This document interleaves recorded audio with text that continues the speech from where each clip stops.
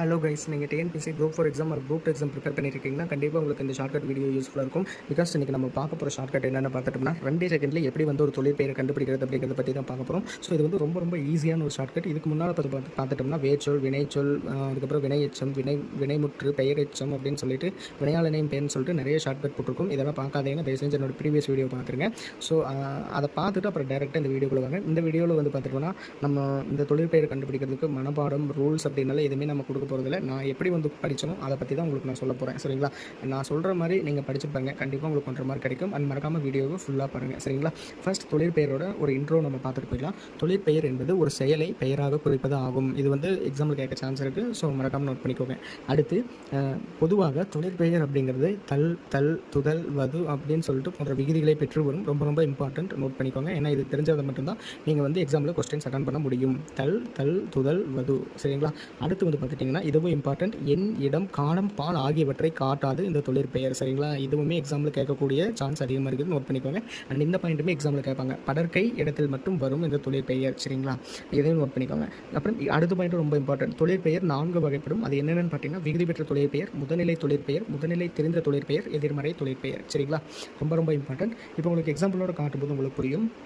Maximum நான் என்ன சொல்லியிருக்கேன், இந்த தொழிற்பெயர் பொறுத்தளவுக்கு லாஸ்ட்டில் தள்ளுன்னு முடிஞ்சால் அது வந்து தொழிற்பெயர். மேக்ஸிமம் அதில் தான் அதிகமாக வரும் கொஸ்டினில். சரிங்களா? இப்போ இங்கே பாருங்களேன், படித்தல், எழுதுதல், ஆடல், பொறுத்தல். இதில் வந்து பார்த்திங்கன்னா மேக்ஸிமம் எல்லாமே கடைசியில் தள்ளுன்னு தான் முடியுது. அந்த மாதிரி முடிஞ்சாலே அது தொழிற்பெயர். சரிங்களா? இப்போ எக்ஸாம்பிள் காட்டுறேன் பாருங்கள்.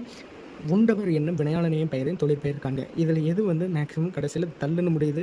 உண்டு, உண்ட, உண்ணல். இதில் வந்து பார்த்திங்கன்னா லாஸ்ட்டில் அல்லுன்னு முடிஞ்சிருக்கு. ஸோ இப்போ இதுதான் வந்து தொழிற்பெயர். சரிங்களா? உண்ணல் அப்படிங்கிறது சாப்பிட்றான் அப்படிங்கிறத தான் நம்ம சொல்கிறோம். ஸோ அந்த மாதிரி லாஸ்ட்டில் தள்ளுன்னு முடிஞ்சுன்னா அது வந்து தொழிற்பெயர். அடுத்து படுத்தார் என்னும் சொல்லின் தொழிற்பெயர் காண்க. இதில் வந்து எது பார்த்தோம்னா எது தள்ளில் முடியுது? படுத்த, படுத்தவன், படுத்தல். இதுதான் வந்து தொழிற்பெயர். சரிங்களா? அடுத்து மலை, இதில் தொழிற்பெயர் காண்க. இதில் எது லாஸ்ட்டில் தள்ளில் முடியுது?